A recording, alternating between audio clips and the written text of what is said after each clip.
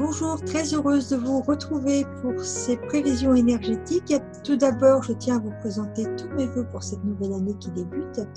Que celle-ci soit une année de réalisation, tant sur le plan personnel que sur le plan spirituel. Et avant de commencer le traditionnel tirage de cartes pour le mois de janvier, comme j'ai l'habitude de le faire avec 3 oracles, l'oracle de la Triade, le tarot de Rider-Waite et l'oracle de la sagesse de l'Ho'oponopono, j'ai décidé de tirer une carte supplémentaire avec l'oracle des travailleurs de lumière pour avoir un aperçu des énergies de l'année 2020. Donc c'est vraiment quelque chose qui est général pour cette année. Et après, nous irons plus en détail pour le mois de janvier et chaque mois, vous aurez les prévisions énergétiques des mois à venir. Donc la carte tirée, alors il y avait un petit reflet, c'est pas facile à voir. Voilà, c'est la carte du 7e rayon du rituel et de l'ordre cérémoniel. Cette carte nous indique clairement que quelque chose est en train de changer, en train de se former. C'est vraiment une transformation qui sera bénéfique pour notre monde, pour le monde. Donc c'est le moment d'oser avancer sans crainte, d'oser faire ce que nous avons toujours voulu faire, d'oser être notre véritable identité spirituelle. Des idées, des solutions qui semblent venir de nulle part vont nous être apportées. Donc il ne faut pas hésiter à invoquer nos guides, nos anges, pour que notre créativité nous apporte ces solutions. Car les énergies qui vont nous apporter des opportunités bienveillantes, c'est à nous de les concrétiser en solution, en agissant. Donc n'hésitons donc pas à créer des rituels quotidiens, comme la méditation, prendre du temps pour écrire, pour aller marcher dans la nature, pour prier. Voilà. Il faut vraiment que vous ayez un petit rituel quotidien. On vous demande de vous adonner à cette pratique spirituelle régulière en créant votre propre rituel. Il faut vraiment que vous fassiez ce qui vous plaît, ce qui vous fait vibrer. Et ça va être très important. Donc, trouvez ce qui marche pour vous et faites-le régulièrement. Peu importe si cela vous prend 5 minutes, juste quelque chose de court. Le principal, c'est de décider et de le pratiquer tous les jours si possible. Et ça va vraiment changer la donne pour les mois à venir. Donc n'hésitez pas, vous pouvez vous inspirer de ce qui est fait, vous pouvez vous inspirer de 2, 3, 4 techniques qui vous plaisent et n'en faire qu'une qui sera la vôtre, qui répondra à votre vibration. Ça c'est très important, ne l'oubliez pas. Alors, la première carte pour le mois de janvier, donc là on passe vraiment aux prévisions énergétiques du mois de janvier. La première carte que j'ai tirée avec l'oracle de la Triade, c'est la carte de la méditation. La méditation va nous accompagner tout au long de ce mois-ci. Donc ça rejoint un petit peu ce qu'on avait tiré tout à l'heure avec le 7e rayon du cérémoniel et du rituel, c'est vraiment trouver quelque chose qui vous convient. En méditant, on apaise notre mental et les réponses nous arrivent parfois comme par magie.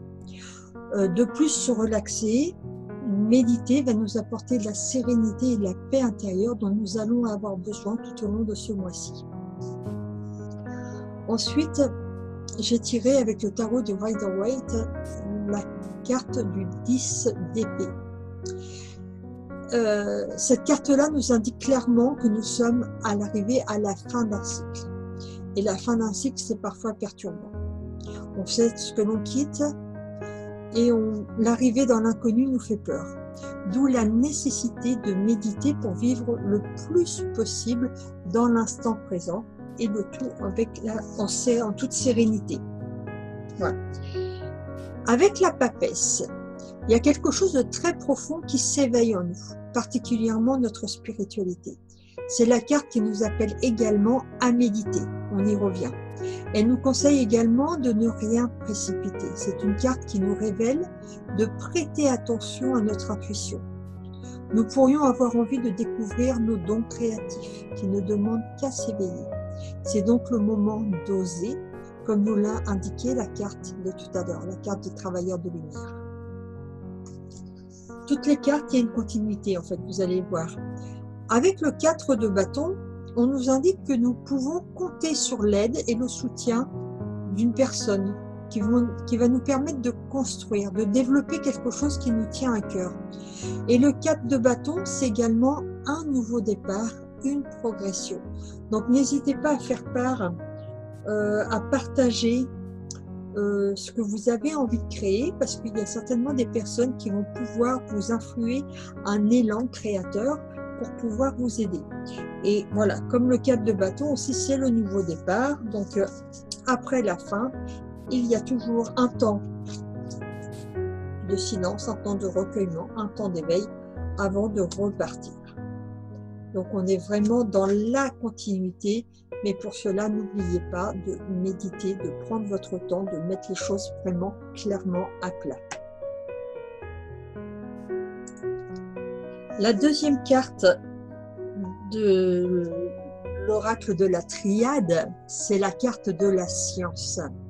Donc c'est une carte de réflexion, d'intégration, de savoir, de curiosité, de perspicacité aussi. On nous demande de mûrir les décisions à prendre, ce qui peut provoquer un certain ralentissement dans la réalisation des projets. Mais comme nous le verrons avec la carte suivante, c'est vraiment nécessaire. C'est aussi le moment de passer à l'action. La méditation nous apporte des connaissances spirituelles, mais celles-ci resteront stériles si elles ne sont pas mises en pratique. C'est donc le moment d'intégrer votre savoir par l'action. Ensuite, le valet d'épée. Le valet d'épée va mettre sur notre chemin des nouvelles inattendues qui sont indispensables pour bénéficier des changements à venir. Il va donc falloir nous adapter à ces changements qui seront bénéfiques pour nous. L'as d'épée, c'est la carte de la réalisation. Cela indique clairement que nous entrons dans une nouvelle phase et qu'il est temps de mettre notre pensée créatrice en action. Nous ne sommes plus uniquement dans la réflexion, maintenant il doit vraiment falloir passer à l'action et ne pas attendre que ça arrive tout seul. On nous donne les idées, à nous de les concrétiser. L'as d'épée est là pour nous le rappeler. Le 5 de pentacle nous indique qu'il est temps d'évaluer ce qui est vraiment fait pour nous, d'établir nos priorités, pour que nous soyons maîtres des changements, des transformations à venir et non devoir les subir. Donc là encore, on vous donne l'idée, à nous de la concrétiser pour vraiment décider de notre futur. Décidons notre année, l'année 2020, parce que là, en janvier, vous allez établir les bases et vous allez commencer dès maintenant à poser la première pierre pour vraiment choisir votre destinée, votre futur, dans la façon dont vous voulez que ça se passe. La troisième et dernière carte de l'oracle de la triade, c'est la carte du temps. Alors cette carte-là, elle est un petit peu à double tranchant. Donc le temps, ça nous indique aussi un changement, le déroulement d'un cycle. Donc le changement va être présent pendant tout le mois. Et 2020, c'est vraiment une année de transformation. Il est possible qu'on ait besoin de s'isoler de temps à autre pour réfléchir, pour méditer. Donc là, on y revient. Mais c'est aussi la carte qui nous dit qu'on n'a plus le temps. Donc vous voyez, c'est à la fois il faut prendre son temps et à la fois on nous dit qu'on n'a plus le temps. Parce qu'en fait, vos pensées, elles vont être créatrices. Donc il faut vraiment prendre le temps de méditer pour faire nos choix et que nos choix, dès qu'on va les avoir faits, tout va s'accélérer pour qu'ils soient mis en action. Donc c'est à la fois voilà, une carte un petit peu ambiguë. On a le temps, mais en même temps, on n'a plus le temps. L'impératrice, est sortie juste après la carte du temps. Donc ça, c'est une excellente carte pour retrouver l'harmonie. C'est l'énergie créatrice qui nous est nécessaire tout au long du mois pour mettre en place les changements que l'on désire voir dans notre vie. C'est aussi le moment de prendre soin de soi, de se respecter pour guérir nos blessures, tant physiques qu'émotionnelles. Ce qui rejoint la carte du temps avec laquelle on avait besoin de repos. La carte de la lune. La lune, elle symbolise la gestation, donc la création d'un nouveau départ, d'un nouveau projet. En l'occurrence, nous souhaitons créer 2020. La lune, c'est aussi la carte de l'intuition. La carte de la méditation de tout à l'heure, on l'a déjà évoqué, ça confirme que notre sens intuitif va se développer et qu'il nous faudra prendre en compte toutes les pensées, toutes les idées qui nous viennent. Surtout si elles surviennent au moment où on y attend le moins. Vous êtes en train de cuisiner, paf, il y a une idée comme ça qui vous arrive, mais sans que vous puissiez la contrôler. Surveillez-la bien, cette idée. Notez-la, parce qu'elle est très importante. Le 8 de bâton nous indique clairement que tous les projets commencés vont rapidement se réaliser. Qui rejoint ce que je vous disais tout à l'heure avec la carte du temps. Il y a une notion de rapidité qui vient accélérer cette carte, la carte du temps justement. Donc prendre du temps pour méditer, car nos pensées vont vite se concrétiser, autant bien les choisir. Donc c'est une carte qui donne aussi la notion de propagation. Donc d'une idée, il va y en avoir peut-être une autre, et une autre, et une autre.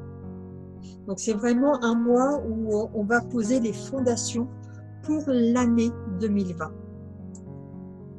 En synthèse, avec l'oracle de la sagesse de Ho'oponopono, j'ai tiré la carte de la carte. Je ne sais pas si on voit très bien avec le reflet. Lorsque l'on regarde la carte d'un pays, ce n'est pas le pays que nous voyons, mais une représentation de ce pays. Donc en synthèse, en ce mois de janvier, cela peut un peu indiquer que ce que nous voyons de notre vie actuelle, ce n'est pas la réalité, mais la représentation que nous en avons et non pas la réalité. Donc en fonction de notre passé, de nos mémoires, que ce soit des mémoires de notre enfance aussi, mais aussi des mémoires karmiques, on a posé des filtres à travers notre vision et donc on a une vision déformée de la réalité. Nous sommes beaucoup plus que nos mémoires et il est temps de voir notre réalité en beaucoup plus grand, en beaucoup plus lumineux. Si la vision de notre avenir est floue, il est temps d'y mettre la lumière nécessaire pour l'éclairer et décider quel cadre nous allons devoir poser, de décider comment nous souhaitons que notre vie évolue. Donc 2020, l'année du changement. Ce changement, décidons-le, ne le subissons pas, comme les cartes précédentes l'ont dit. À chacun de redessiner sa carte de vie. Faire ce travail, c'est vraiment indispensable pour poser les bonnes fondations de l'année qui vient de commencer et des suivantes.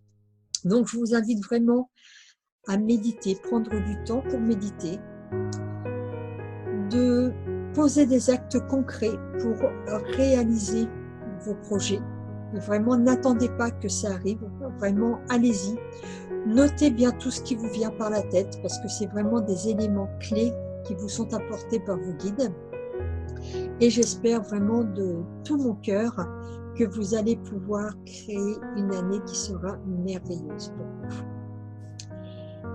Donc voilà pour l'année 2020, mais aussi pour le premier mois de janvier.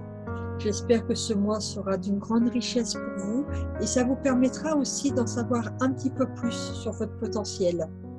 Voilà.